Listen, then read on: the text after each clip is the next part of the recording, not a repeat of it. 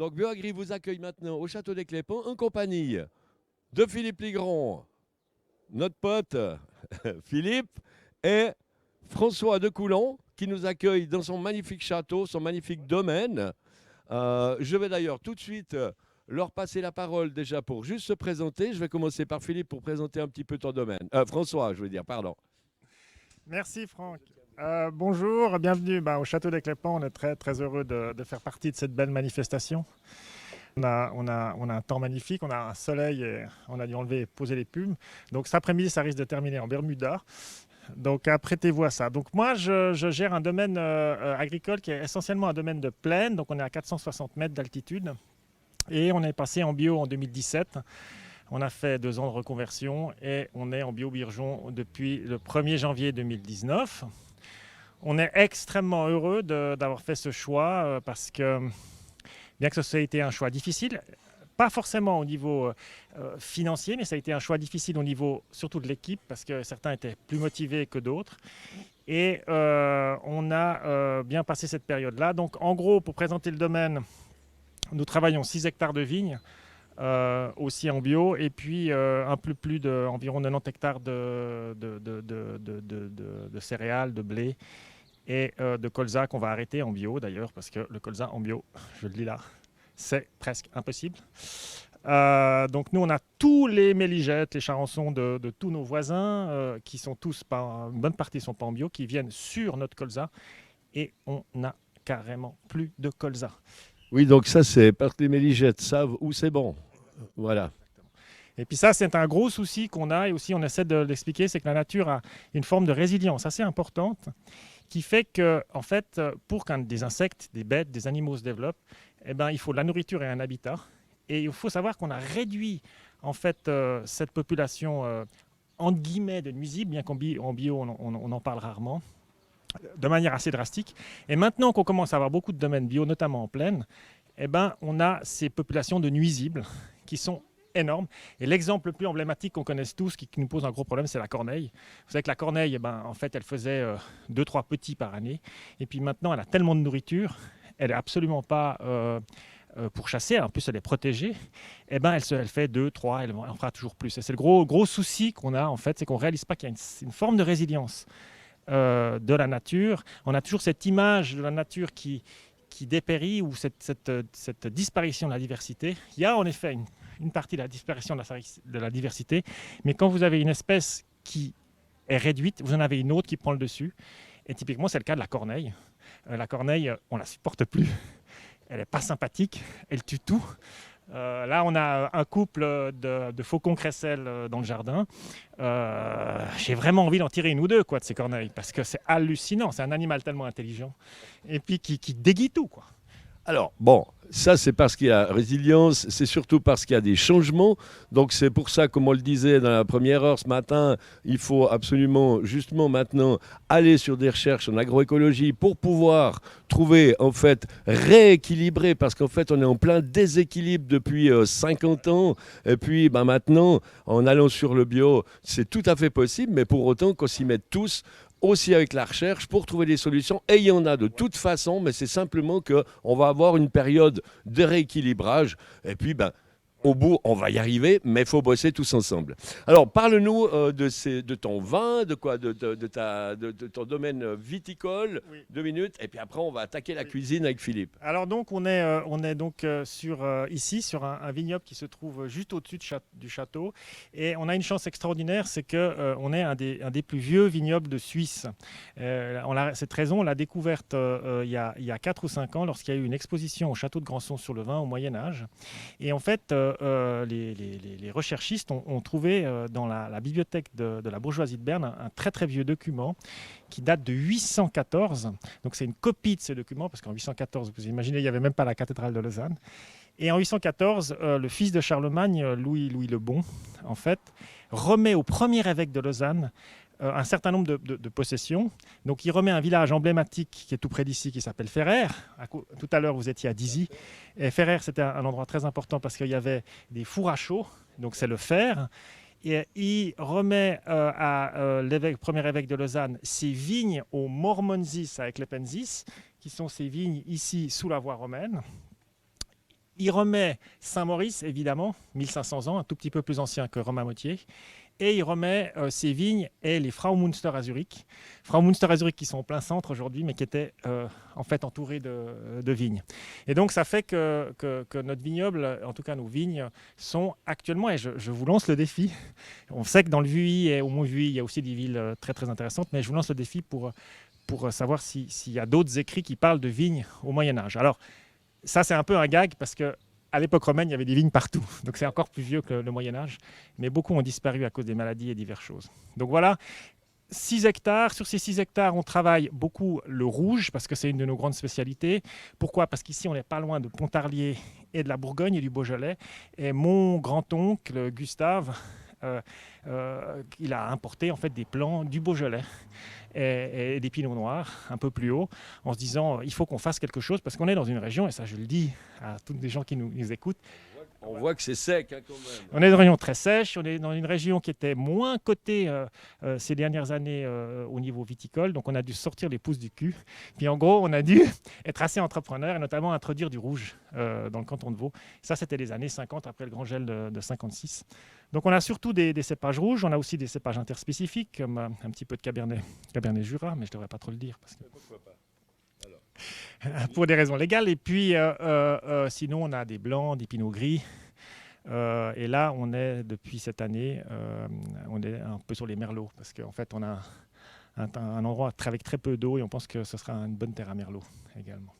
En tout cas, on te souhaite plein succès avec ton merlot. On va revenir après pour déguster un petit peu tout ça, où tu pourras encore nous donner quelques explications sur ces vins. Moi, je vais me retourner vers Philippe Ligron qui va juste se présenter.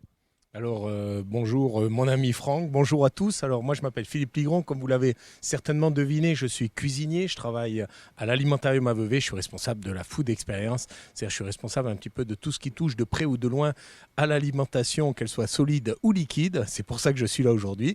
Et entre autres, et puis vous m'avez peut-être entendu dans l'émission Bi en tête pendant 8 ans sur la RTS, et maintenant j'ai une petite chronique dans une émission qui s'appelle Amuse-Gueule, sur la première aussi. Je fais aussi des produits locaux, je fais plein de choses. Enfin voilà, je suis un passionné de mon métier. Et quand on m'a parlé de cette journée, je me suis dit, j'aime surtout les défis. Et quand tu m'as parlé de cette journée, tu m'as proposé, tu m'as dit, viens nous faire à manger. J'ai dit, mais quoi? Tu m'as dit, on verra sur place. Et puis, une sorte de performance, en fait, on va vous proposer aujourd'hui. Et j'espère que ça va bien se passer. Et surtout, le plus important, que ce sera bon. Alors, on va tout de suite passer à la présentation de ce que tu vas nous faire. On t'a amené des produits donc de la ferme de Dizy, où on était avant, les producteurs maraîchers, mais aussi de toutes sortes d'autres produits, avec aussi l'élevage, etc. Mais qu'est-ce qu'ils nous ont mis dans ce panier? Qu'est-ce que tu as pris? Parce qu'il y avait toute une caisse. Et qu'est-ce que tu vas nous faire? Alors écoute, vu les produits que vous m'avez proposés, il y a de la farine, j'ai vu qu'il y avait des œufs, il y a de l'huile, donc tout de suite dans ma tête ça a fait tilt. Je me suis dit pourquoi pas faire une pâte à nouilles, pâte fraîche, parce que les pâtes fraîches c'est quand même cool, c'est facile à faire et puis c'est tellement meilleur quand on les fait soi-même. Surtout que nous aujourd'hui on va utiliser des produits bio, locaux, etc. Mais on va personnaliser cette recette parce que je crois même qu'on a des petites herbes dont tu vas nous parler parce que je ne suis pas un expert là-dedans, qu'on va incorporer à la pâte. On va essayer. C'est ça la cuisine. C'est des essais, des tests. Et puis on va préparer des légumes. Alors en les regardant, je me disais qu'est-ce que je vais bien pouvoir faire avec ça? Et on va essayer de juste les faire sauter et en respectant la forme. On va essayer d'avoir à l'arrivée une assiette, on peut dire ah oui ça c'était effectivement un légume qui avait cette forme, etc. Et pour finir, j'ai vu qu'il y avait de la livèche, il y avait aussi d'autres herbes, je crois qu'on a de l'oseille derrière, on a de la ciboulette, et moi je suis quelqu'un qui est très attaché à l'économie en cuisine, l'économie ménagère malheureusement n'est plus une priorité dans notre éducation, c'est bien dommage. Parce qu'il faut quand même savoir, mon cher ami Franck, qu'on gaspille énormément. En Suisse, on peut jeter jusqu'à 37% de notre production alimentaire. Et ça, moi, je ne sais pas vous, mais moi, ça passe toujours pas. Donc, on a tous des petits bouts d'herbe comme ça qui traînent dans le frigo, 3 brins de ciboulette. Et on va essayer aujourd'hui de faire tout simplement un jus vert. Et l'idée, c'est de prendre du jardin plein la bouche quand on va déguster ces pâtes. Voilà, un petit peu ce que je vous propose aujourd'hui. C'est très simple, vraiment. N'ayez pas peur, je vais essayer de vulgariser ça au maximum. Parfait, donc moi je te propose qu'on lance gentiment la fabrication. Tu vas commencer par quoi? Alors, on va commencer par la pâte à nouilles, parce que pendant que les pâtes vont cuire, on va couper les légumes. Pendant que les légumes vont cuire, on va préparer le jus vert. Et comme ça, on devrait arriver à quelque chose d'assez Alors, on va essayer d'arriver à quelque chose qui sera assez spontané et puis qui va arriver en même temps à terme. D'accord, merci. Gagner, hein. Alors, vas-y. J'y vais? Alors, on va commencer par la pâte à nouilles. Donc, pâte à nouilles, c'est de la farine. Alors, les produits que je prends, peut-être Franck éclaire ma lanterne parce que je ne suis pas un expert dans les produits bio.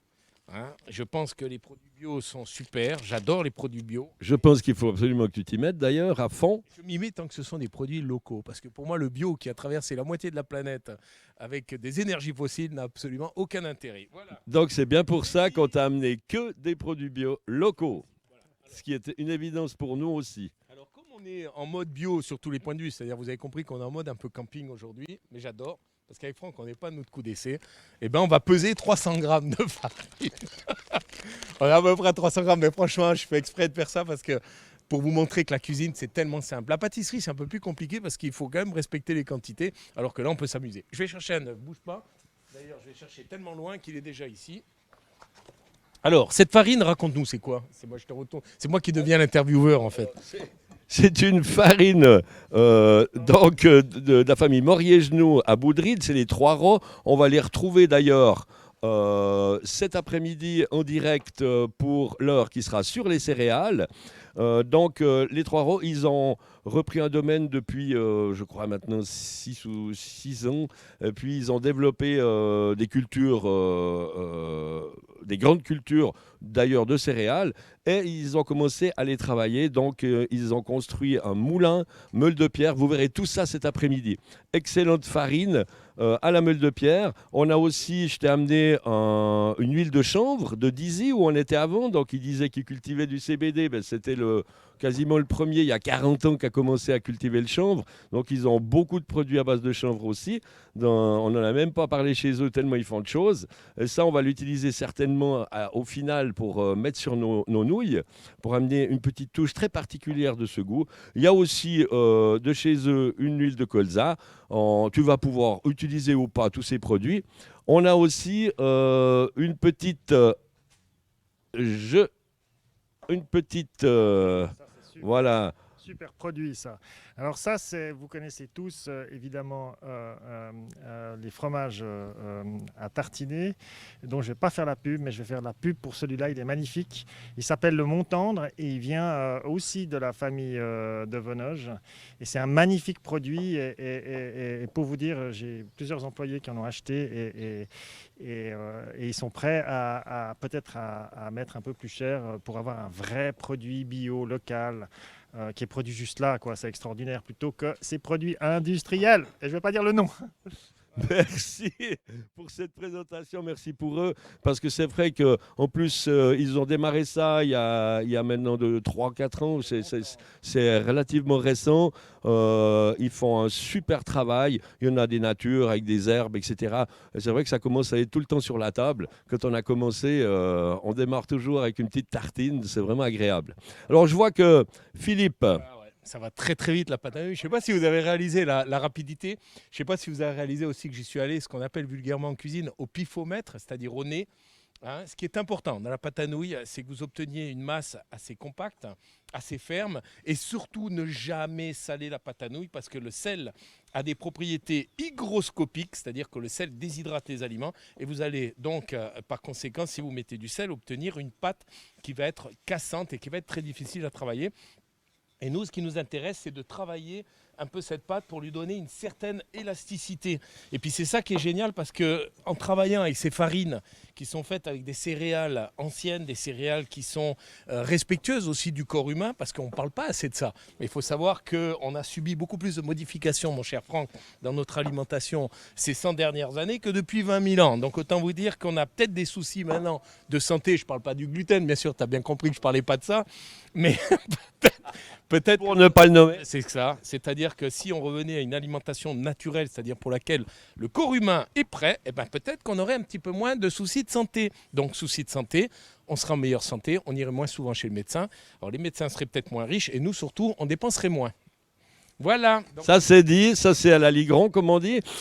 Comme quoi, manger plus cher coûte moins cher. Voilà. Et encore, manger plus cher, c'est pas sûr. Donc là, tu as mis de la farine au pifomètre et un œuf. Voilà. Entier l'œuf. Hein. Entier l'œuf. Ouais. Alors l'œuf, tu m'as dit que c'est un œuf qui venait de chez toi, c'est ça? Non, c'est Dizzy aussi. Ah, c'est Dizzy aussi. Ouais. Ok. Bon, alors voilà. Regardez un peu à l'écran. Je sais pas si on arrive à faire un gros plan. Cette pâte à nouilles, comme elle est belle. Alors, je dis pas ça, c'est moi qui l'ai faite, mais vous voyez qu'elle a une certaine tenue, un certain corps, une certaine élasticité. Je vois que tu as les larmes aux yeux, Franck. Non, c'est ça. Alors voilà. Donc là, on est prêt. On va maintenant utiliser un laminoir. Alors. Est-ce que tu voulais mettre un petit peu après de plantes dedans, comme on avait dit? Alors, je vais appeler pendant ce temps la cueilleuse qui était chercher les petites plantes sauvages, Morgane. Voilà Morgane qui va nous présenter, nous expliquer ce que sont ces petites plantes qu'on va incorporer un petit peu dans tout le plat, mais pas que dans les pâtes. Voilà, peut-être mets-le là. Alors, qu'est-ce qu'on va pouvoir mettre dans cette pâte? Morgane, tu ressembles à quelqu'un? C'est vrai? Bah oui. Ce serait pas un cuisinier? Bah non, pas un cuisinier, mais plutôt un agriculteur défendeur et qui tient souvent un micro. On va pas le nommer. Non, ça reste un secret. Alors, Morgane, parce que là, je vais pas te... tu veux de l'aide d'ailleurs? Non, on va y arriver. En même temps, nous, on présente. Donc, ce qu'on a trouvé juste derrière le château, plein de choses. Tu disais qu'il fallait mettre du jardin en bouche? Bah c'est ça. C'est trop bien. Ça, moi, je suis vraiment pas un expert avec ces herbes très étranges. C'est pas étrange. Nous avons ici alors la bourse à Pasteur avec ses petits cœurs, tip top pour la fête des mères demain. Donc là, on est dans la famille du chou et de la roquette. Donc quand on croque cette fleur, on a ce petit goût chou qui revient en bouche. Après, on a la prime vert où on connaissait bien la fleur jaune, n'est-ce pas? Et là, on est venu cueillir sa petite feuille tendre du jour ou d'hier qui est sortie. Là, on a ce que j'appelle les trois copines, c'est-à-dire l'origan, l'achillée millefeuille et le plantain lancéolé. C'est donc toutes des plantes sauvages. L'origan aussi, on le trouve partout sur les talus chez nous. Hein. Et comme toutes ces plantes sauvages sont super riches en propriétés, vitamines, minéraux, c'est costaud des fois pour notre corps de les supporter. Mais les trois copines, elles empêchent les inflammations, les ballonnements et tout ça. Du coup, je conseille de les mettre ensemble dans nos plats, manger cru, hachés. Et pour les pâtes, décorer les pâtes à nouilles, on pourra mettre des jeunes feuilles d'anglian que vous connaissez. On peut mettre aussi des feuilles de fraisier, il n'y a pas que la fraise qui se mange. Et au centre, nous avons la magnifique berce commune qui va nous donner un petit goût acétulé magnifique à la sauce verte. On se réjouit.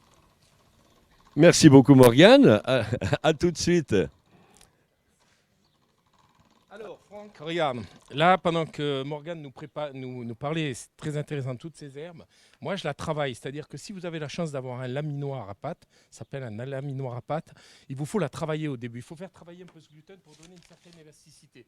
Donc, ce que je fais, je la passe plusieurs fois avec une ouverture assez grande pour obtenir une pâte assez homogène. Regarde, tu vois comme elle commence à devenir belle, là, hein?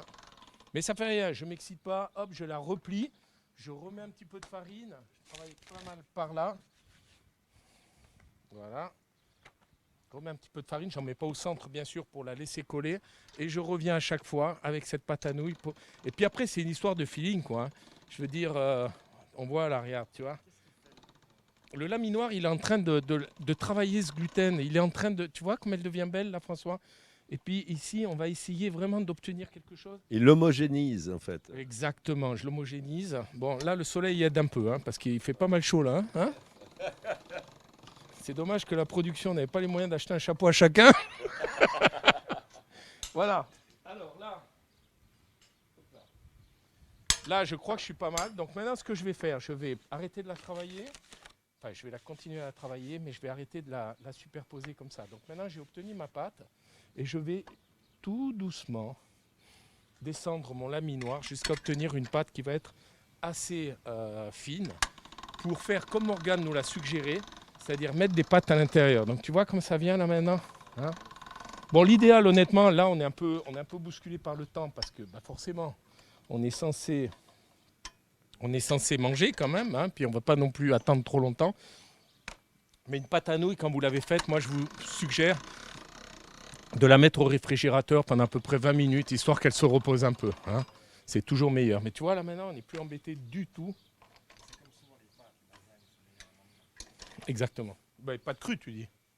Ouais. Alors voilà. Donc je vais essayer de ne pas manger le micro, pas tout foutre par terre non plus. Pendant qu'il fait sa pâte, est-ce que gentiment on se prépare pour déguster un vin pour l'apéro? Oui, mais quelle bonne idée. Alors, on a prévu ça. Et puis, je vais vous présenter aussi à une de mes collaboratrices. Avec plaisir alors. Ah, ça se précise. Pas mal, hein? Ouais.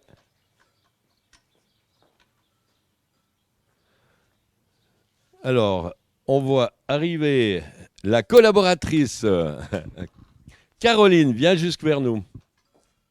Présente-toi juste brièvement.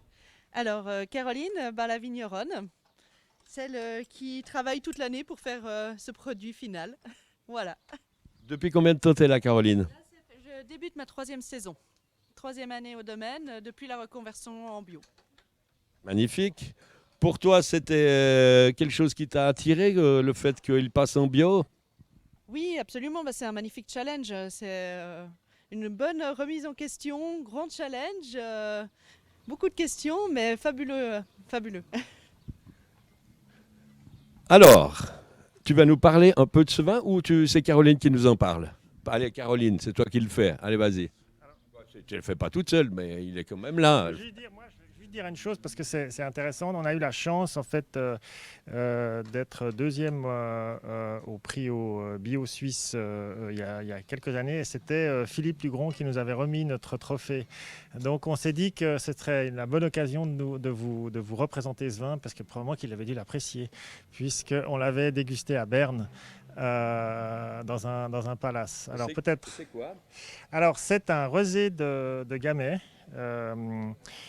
donc évidemment bio, élevé sur lit avec une macération assez courte, une belle couleur et un produit un produit d'été. Et puis comme on est sous le soleil, c'est assez l'idéal. C'est le jour à boire du rosé. Alors, je vais demander une petite continuité sur ce vin à Caroline. Alors, donc ce vin, on le récolte bien sûr tout à la main, tout en caissette ajourée. On le sélectionne sur des vignes les plus anciennes du domaine, donc les vignes qui datent de 82, qui sont des magnifiques vieilles vignes qui ont du coup moins de raisins, mais des très jolies grappes. On fait une belle sélection et on fait justement un pressurage direct, macération courte, pour obtenir justement une belle fraîcheur, une belle couleur sur le vin. Le cépage, rappelle-moi. Du Gamay. Gamay pur. Le domaine en fait, est principalement traditionnellement composé de Gamay et donc depuis toujours le domaine fait un magnifique rosé de Gamay. Superbe. Alors, on va déguster et puis tu vas nous dire un petit peu ce que tu trouves dans ce vin. Beaucoup d'amour. Beaucoup d'amour, beaucoup de travail. Alors c'est un vin qui est très sympathique. Et comme disait François, qui a beaucoup de fraîcheur. Qu'on a au nez déjà, on a les notes très fruitées du Gamay qui ressortent, très intenses, explosifs. Et en bouche ensuite. C'est vrai que c'est un vin qui garde une belle fraîcheur, une belle longueur et qui est idéal pour ces belles journées ensoleillées. Ouais, un petit peu de griotte aussi. C'est tout l'art de trouver l'équilibre dans ces rosés entre l'alcool et le fruit, en fait, parce qu'on a besoin du fruit et puis on a l'alcool aussi qui vient. Donc un très joli produit. Je vous encourage à boire local, tous, puisque c'est la journée aujourd'hui du bio, mais pas seulement du bio aussi, nos collègues qui ne sont pas bio, parce que on ne le répète jamais assez, tous nos collègues agriculteurs sont tous nos collègues et nos amis, et on a tous été, avant d'être en bio, en PER, donc et malgré ce que certains essayent de faire, de mettre les uns contre les autres, ça n'a jamais été le cas. On a tous des amis qui ne sont pas en bio, et c'est vrai que c'est très important l'aspect local, et le bio aussi bien. Mais je pense qu'il faut les deux. Voilà. Alors, merci beaucoup. Santé à tous. On va en fait faire une petite pause de 3 minutes. On vous reprendra après. Philippe, encore un petit mot. On va regarder un petit peu ce qu'il fait. Regardez comme c'est joli. Je ne sais pas si la caméra peut faire un gros plan. C'est déjà le cas. C'est super. Regardez bien. Donc là, je vais essayer pas que ça s'enlève. On va jouer du tam-tam après. C'est-à-dire que là, ce qu'on va faire... Peut-être pas en mettre trop pour que les pas telle tienne. Ouais, mais ça va aller, il faut se faire plaisir. Regarde. Et maintenant, Ok, alors on va tout de suite pour la suite. alors, regardez bien, maintenant je vais les C'est couvrir. fini, t'as pas besoin de C'est dire. fini. Ok. Bon, c'est fini. Eh, Mais c'est dommage. Alors ouais, vas-y. Non, attends, Alors, regardez. attends. Alors, c'est le moment le plus important. Comment on fait? On arrive ou pas? Ah ok. Alors, Alors, regardez bien. 15 secondes. C'est parti. Alors, juste, j'ai mis ces herbes que vous avez vues qui nous ont été présentées par Morgane. Maintenant, j'ai recouvert, c'est-à-dire j'ai préparé la moitié de la longueur. La pause pub, là. Hein. Celle où les gens en profitent pour aller au petit coin. Voilà, donc ça c'est fait. Et puis maintenant, ce que je fais, regardez, je vais délicatement la refariner. Ben non, c'est-à-dire que j'essaye de la décoller parce que tu sais, il faut. Là, on est quand même en mode un peu, comment dirais-je, émission d'aventure, hein, tu vois, où tu fais à manger dans un truc qui n'a juste rien à voir avec de la cuisine, mais ça va aller. Voilà. Alors attention parce que maintenant, c'est là où les Athéniens s'atteignirent. Alors moi je vais prendre ça comme ça. Alors là, c'est chaud. Hein. Non, alors on va arrêter. Ouais. On va arrêter plutôt. Tu vas voir. Hop là. Voilà, parce qu'en fait, On va replier. ça on va le mettre de côté. Hop. Vous voyez que c'est du direct. C'est du direct. Un peu plus épais. Voilà. C'est parti. Alors on va la mettre de côté. Elle a un peu séché la cocotte. Elle est un peu séchée à la pause. Hein. Ouais, je crois que la publicité, hein, décidément. Un petit peu trop séché la cocotte. Hein. Ouais. Alors c'était un test, hein, c'était un essai. Voilà, c'est pas grave parce que c'est quand même. Vous allez voir que malgré tout, on va pouvoir les utiliser. Alors là, on va remettre un peu d'herbe. Je stresse un peu parce que ça sèche à une vitesse. C'est juste. C'est hallucinant avec le soleil et l'air en même temps, on a tout là. Est-ce qu'on mouillerait un petit peu avec du rosé? Ça va aller. Ah, ça sera nettement meilleur. Voilà, j'essaye de rattraper ça, mais ça devrait aller, je le répète. Allez, on y va, on tient la bébête et puis on t'a un peu demandé de faire quelque chose de nouveau et spécial.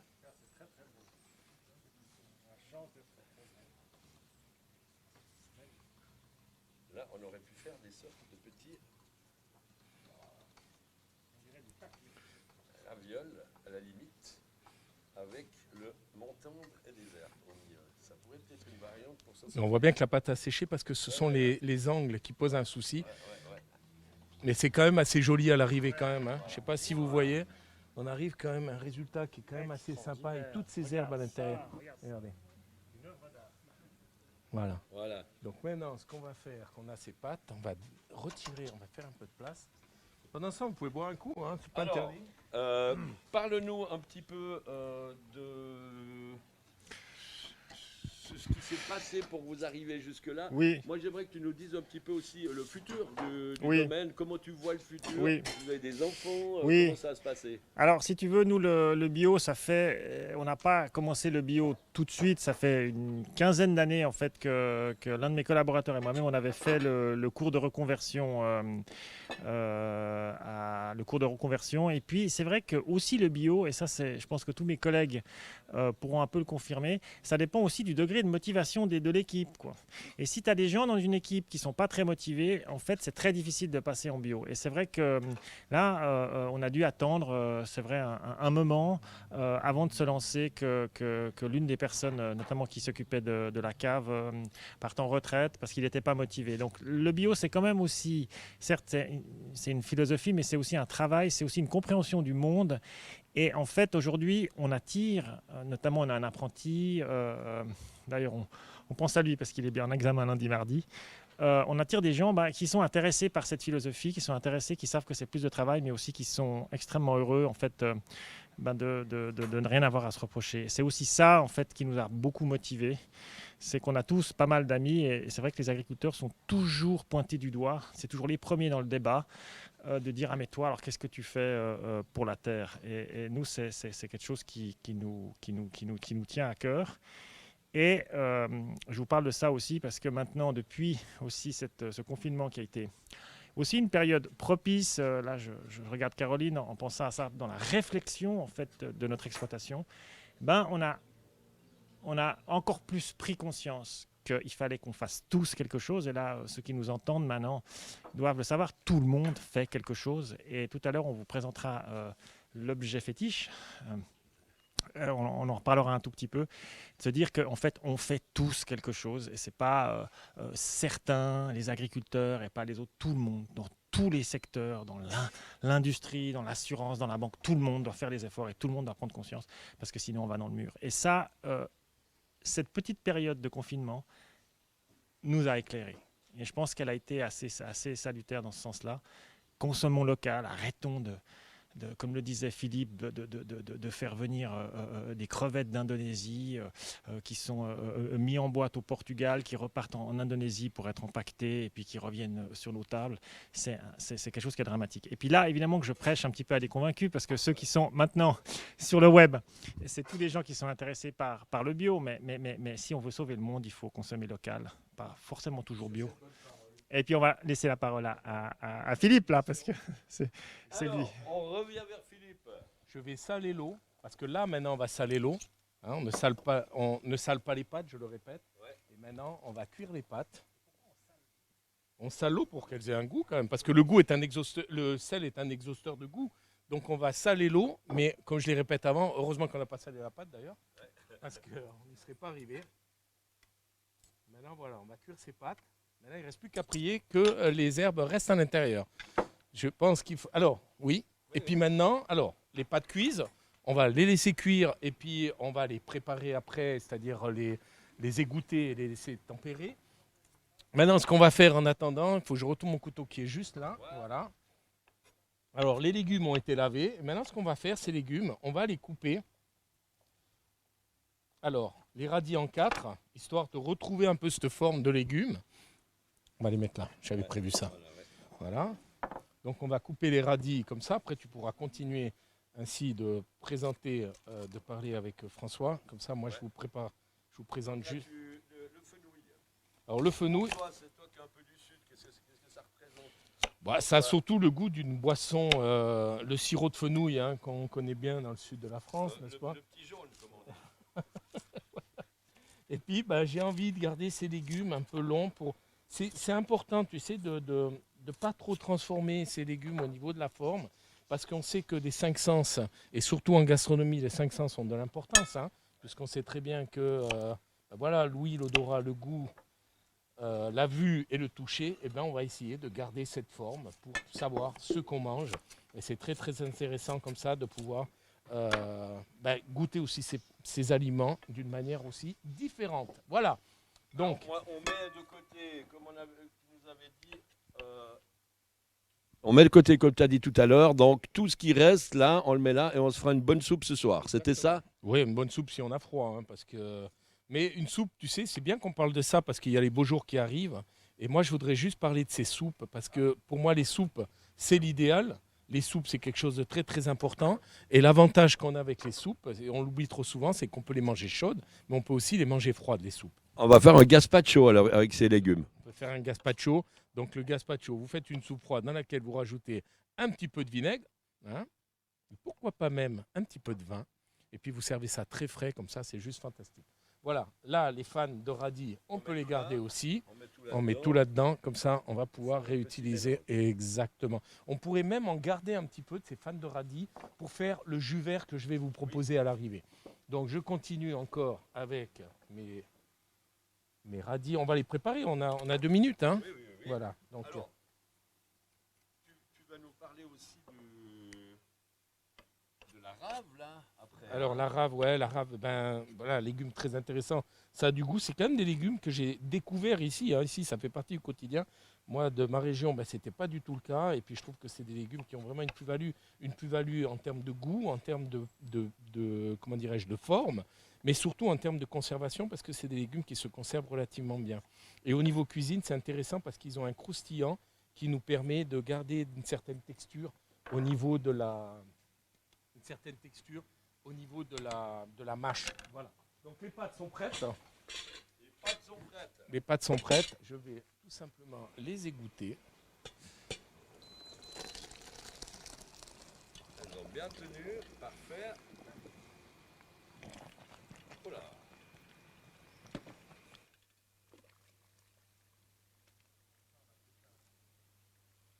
Alors on va éteindre la plaque surtout, ce sera pas mal. L'eau? Non, l'eau on va la jeter. Voilà, alors les pâtes, vous les égouttez, vous les remettez dans le récipient de cuisson, et puis maintenant on va rajouter un peu d'huile dedans pour éviter. On met le chanvre, allez, allons-y On va mettre pour ce l'huile de chef, chanvre. pour tester, ouais. On va bien mouiller pour pouvoir décoller les pâtes. Voilà. Faut mettre encore un petit peu. Allez, mets encore un petit peu, soyons fous. Pas trop. Hein. Pas trop, pas trop. Voilà, là les pâtes sont prêtes. J'ai un saladier ici qui est prêt dans lesquels je vais mettre les pâtes parce que sinon elles vont continuer à cuire. Voilà.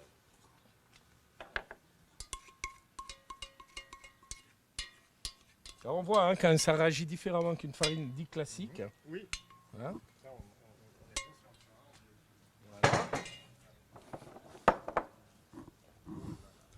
Il n'y aura plus qu'à rajouter un peu de sel dessus. Avec le bon sel. Je sale tout le monde, moi. C'est ça qui est beau. Magnifique.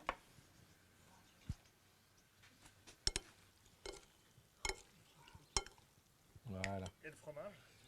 Alors, on pourrait mettre alors, le fromage, on a un fromage, non? Une pâte à tartiner, vous parliez, non? Une sorte de fromage à tartiner. Mais ça, on le mettra après sur l'assiette. Pour l'instant, on laisse comme ça. On va les laisser de côté. L'eau, on va pouvoir débarrasser. Voilà. Et puis maintenant, ce qu'on va faire, on va finir de couper ces légumes qu'on a préparés.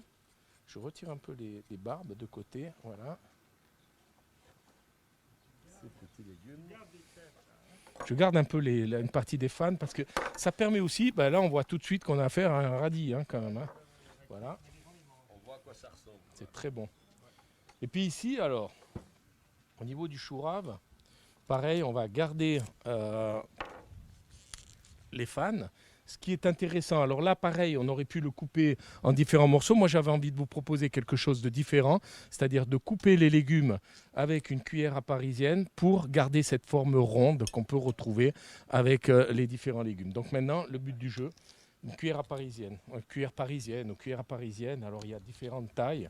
Là, je prends la petite parce que si je les cuisais au four ou dans du liquide, éventuellement, je prendrais la grande forme. Mais là, pour tout ce qui est sauté comme ça, on va pouvoir utiliser ça. Alors pour les gens qui doivent se dire, mais dis donc, mais il en fait des déchets, tout ça c'est réutilisé pour faire des soupes. Ça partira ce soir pour le gazpacho. Du personnel. Du personnel, comme on dit. Puisqu'on ne jette rien, on a parlé de ces 37% de... 37%. Et ça c'est fou quand même de réaliser, moi j'ai réalisé ça il n'y a pas si longtemps, en fait que l'invention la plus incroyable, la plus géniale pour conserver les aliments, qu'est le réfrigérateur, c'est l'ustensile qui a favorisé une sorte de déresponsabilisation du consommateur et on n'a jamais autant gaspillé que depuis la deuxième partie du 19e siècle, encore au début du 20e siècle, où on avait ces réfrigérateurs dans les maisons. Je dis que les réfrigérateurs ont été inventés en 1854, sauf erreur, pour la foire industrielle de Munich, mais attention, c'est pas arrivé du jour au lendemain dans les cuisines, puisque le premier restaurant à Lausanne, je crois que ça s'appelait l'Hôtel Alexandra, et qui a eu un frigo à Lausanne, c'est une révolution, c'est 1940. 1940. Tout à fait. Semble-t-il qu'on conservait aussi dans le froid. On mettait souvent les choses à la cave. Typiquement ici, on a un four à pain.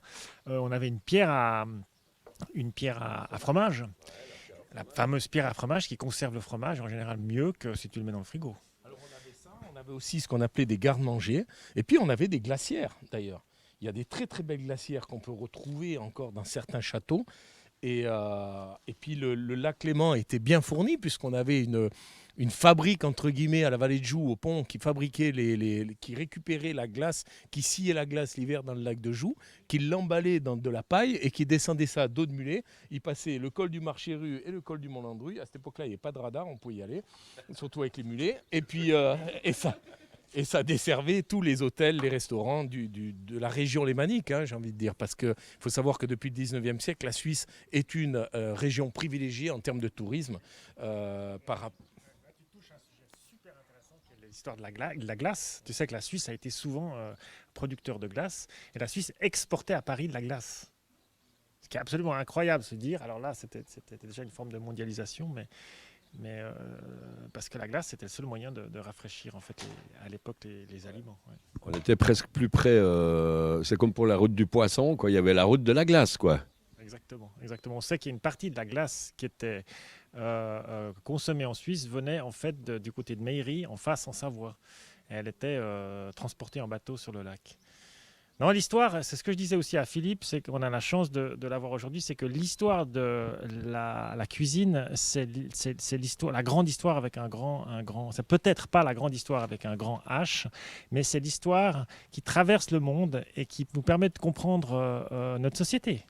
Donc, si vous vous intéressez à la cuisine et à l'histoire de la cuisine, vous vous intéressez. Et là, je vais faire une petite pub pour un journal que j'adore qui s'appelle Passé Simple, qui paraît une fois par mois et qui parle d'histoire locale en Suisse. Parce qu'en Suisse, on n'a pas eu vraiment de grande histoire à nous, mais on a eu l'histoire des autres, de nos voisins, l'histoire de l'Allemagne, de la France, de l'Italie et de l'Autriche avec les Habsbourg.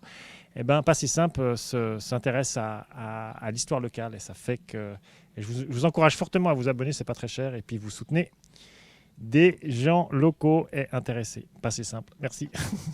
Merci pour Passer Simple. C'est vrai que c'est hyper important. D'ailleurs, Philippe, tu vas nous rappeler que c'était une grande partie de ta vie, et ça l'est toujours, c'est parler de l'histoire de la cuisine.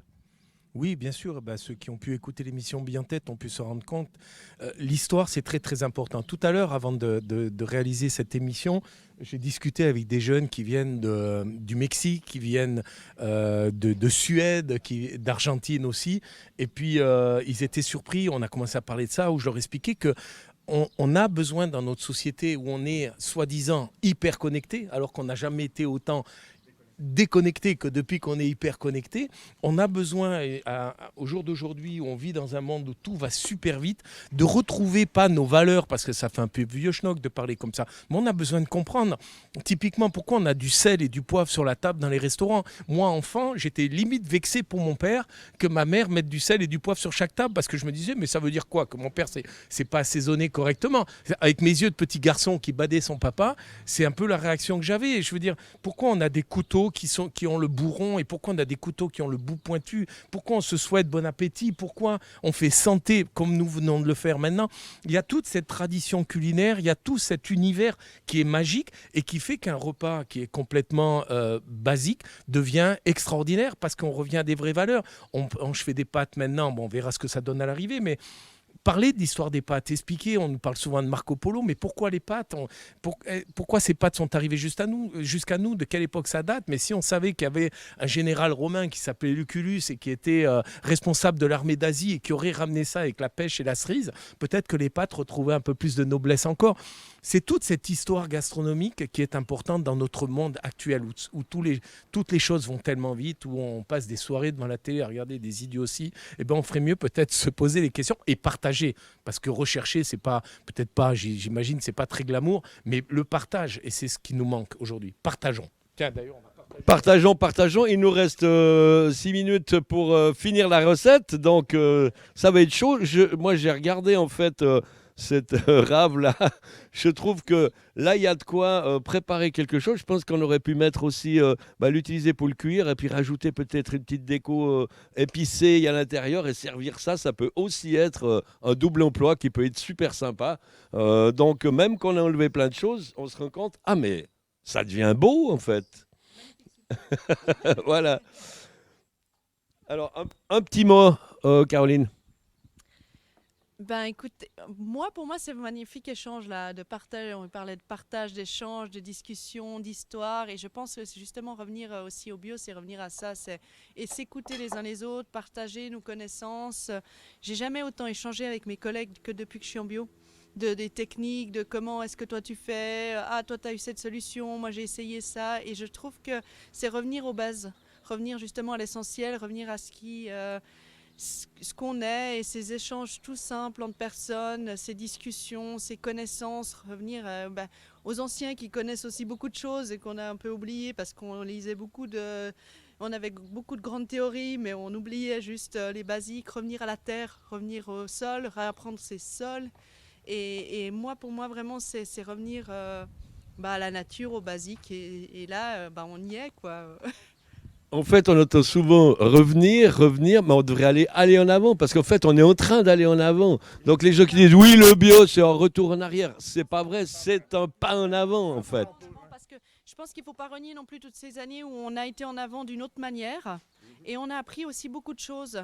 Et il faut réussir justement à garder certaines techniques et certaines approches et les reprendre pour mélanger toutes ces techniques ensemble et échanger, les adapter à nos besoins actuels. Parce qu'il ne faut pas oublier non plus qu'il ne faut pas non plus renier 30-40 ans d'agriculture ou 30-40 ans de technique. Ce serait une erreur de les renier, il faut les adapter, les modifier. Et on est justement beaucoup de jeunes producteurs très motivés à les adapter. Alors, ça me rappelle Catherine Cruchon, il y a un mois, qui disait la science nous a beaucoup aidés. La science, c'est pas forcément les 50 dernières années. La science, c'est depuis que l'être humain existe. Hein. On a toujours cherché à comprendre. Mais la science, effectivement, nous permet de mieux comprendre nos sols, de mieux comprendre les fermentations, de mieux comprendre plein de choses. Et c'est vrai que maintenant, il faut arriver à remettre tout le monde ensemble, comme on aimerait aussi que les paysans PER, comme on dit, le conventionnel, et les bios se remettent tous ensemble à travailler ensemble vers la même direction. Ce serait tellement plus sympa. Là, on est un petit peu à se battre les uns contre les autres. C'est un peu triste ce qui se passe actuellement avec ces votations, mais ça a aussi permis peut-être de montrer certaines faces. Donc, mettons-nous tous ensemble, les producteurs et les productrices, parce que les femmes ont une monstre importance, elles ont une ouverture nettement... elles ont beaucoup plus d'ouverture que les hommes qui sont restés attachés à leur vieille combine, mais qui ne sont pas si vieilles comme on le disait. Elles n'ont que 60-70 ans, puisque ça fait 20 000 ans qu'on cultive, en tout cas 6 000 ans en Europe. C'est très récent, au fait, l'Europe, c'est le plus attardé au niveau agriculture sur la planète. Mais c'est intéressant, ça. Et là, tu dis quelque chose qui me fait rebondir. C'est qu'en fait aussi ces initiatives et tout ce débat sur le bio, nous ça fait aussi comprendre qu'en fait ce qui était hyper important, c'est ce qu'on fait là, c'est l'éducation. Et c'est ce qu'a dit Philippe Ligron tout à l'heure, c'est qu'en fait souvent on ne sait pas.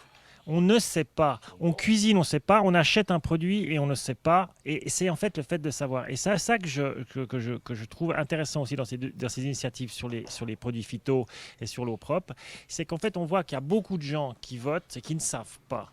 Et là, c'est notre travail. Et c'est ce que je crois que Philippe Ligron a fait pendant de nombreuses années avec son émission Bille en tête.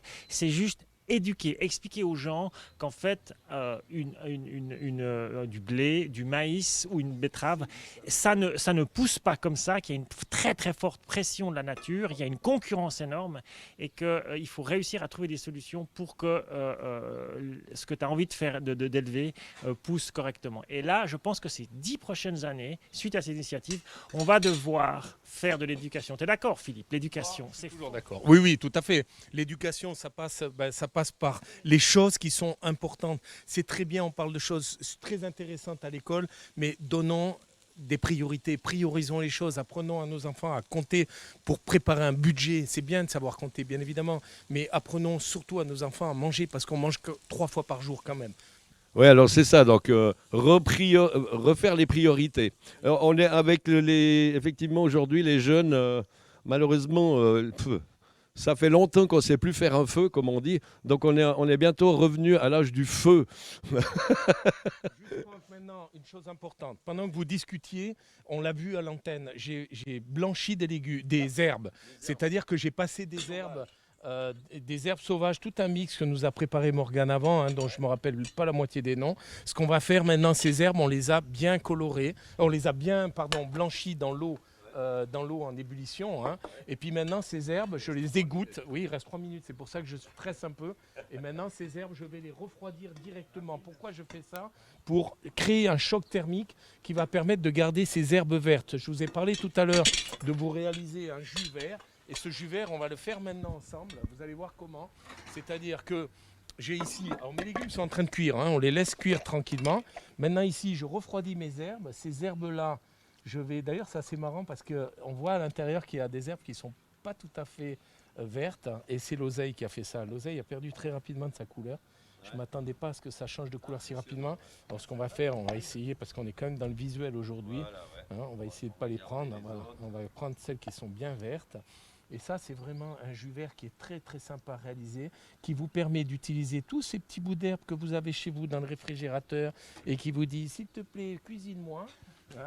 Ici, donc, ce qu'on fait, c'est qu'on va, maintenant qu'on a refroidi ces herbes, on est tranquille, c'est-à-dire qu'on ne peut plus perdre la couleur. Maintenant, je remets un petit peu d'eau de cuisson, comme ceci. L'eau de cuisson parce que ça a plus de goût que l'eau froide. Je vais ici on prend l'huile de chambre à nouveau. Allez. Mais oui, mettons-la en valeur. Pendant que vous discutiez, j'ai aussi fait sauter les légumes ici. D'ailleurs, je vais remettre ma plaque en cuisson. Voilà. Donc ici, on est d'accord, j'ai mis un peu d'eau de cuisson. J'ai pris de l'huile de chanvre, les herbes, et maintenant je vais faire tourner ça pendant 2 minutes, histoire que tout devienne homogène. Voilà. On le voit, ça commence à devenir homogène. J'ai pas 2 minutes. Alors on va le faire en 1 minute, ça va être super. Vous allez voir la couleur que ça a à l'arrivée, c'est assez incroyable.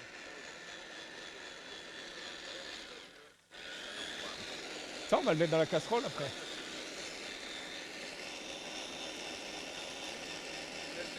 Une minute. Ah, il me reste 1 minute pour dresser. Appuie là-dessus, s'il te plaît, vite. Allez, Franck. Ouais. Franck, je sais que tu peux. Les gars, on est à Top Chef. Allez. Voilà. On dresse. Regardez, mais Je remercie en tout cas Caroline, François, tout le monde qui nous ont accueillis ici. Vous êtes invités, le château est souvent ouvert. Vous pouvez regarder sur le site internet. Il y a les horaires d'ouverture tous les samedis. Voilà. Pour nos caves ouvertes et notre marché du terroir. Alors, on regarde le montage avec Philippe. Encore un petit mot, Philippe. Encore un petit mot. Donc maintenant ici, je vais disposer les pâtes au milieu. Alors normalement, je suis censé dresser à la pince à épiler mes légumes. On va essayer de faire quelque chose. On va le faire à la main. Non, je vais essayer quand même de prendre ma pince à épiler. Elle est là. Voilà. Donc ici, Alors, on vous dit tous au revoir. Vous pourrez voir la fin encore. On va continuer de filmer. On mettra ça sur la reprise.